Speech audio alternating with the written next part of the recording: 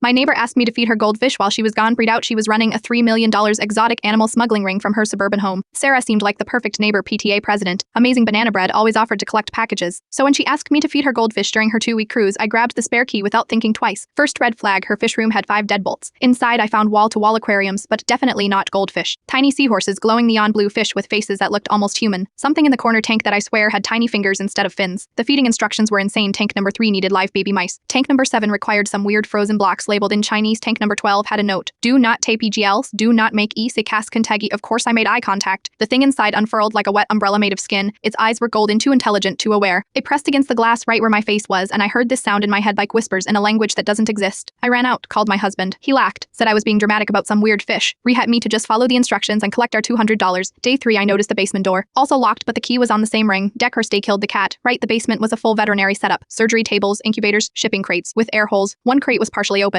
Inside something that looked like a baby dragon was sleeping on heated rocks. It had a collar with a price tag, $400,000. That's when I found her laptop still logged into her email. The subject lines were all in code, but the attachments: import permits forged to look like dog breeding licenses, shipping manifest for koi fish that were clearly not fish, bank transfers from Saudi princes and Russian oligarchs. The most recent email made my blood freeze. Customs inspection scheduled for Monday. Moose everything to the safe house. Monday was tomorrow. Sarah wasn't on a cruise. I started taking photos of everything when I heard the garage door open. Footsteps. Heen sets. She's been in the basement, a man's voice said. The laptop's been accessed. I hid behind the surgical equipment as 3 people entered. Not Sarah. These guys looked like they dismembered people for fun. Check the cameras, one said. See who's been here. Cameras, of course there were cameras. They found my face on the footage in less than a minute. My address, my husband's work schedule, my daughter's school. Make it look like a break-in gone wrong, the tall one said. And that after the kids asleep, I waited until they left, then called 911 from her landline, re-ed them about a break-in in progress. When the cops arrived, the men scrambled. In their rush, they left behind a duffel bag inside, $500 K in cash, and Sarah's real passport. Her actual name was Katya Volkov, wanted by Interpol for wildlife trafficking across 4 continents. The FBI raided the house within hours, read out that thing in tank number 12, extinct for 50 years, worth more than my entire neighborhood combined. The baby dragon, last of its species, stolen from a preserve in Indonesia. They found Sarah Katya at the Canadian border with a truck full of endangered species. She's looking at 30 to life. The FBI agent asked how I knew to check the basement. I told him the truth, that curiosity got the better of me. Good thing it did, he said. That email about Monday, one about customs. It was about you. You were never supposed to leave that house alive. They put us in witness protection for 6 months. Just got back last week. New neighbors seem nice and invited me over for coffee tomorrow. She mentioned she has tropical fish. I think I'll pass.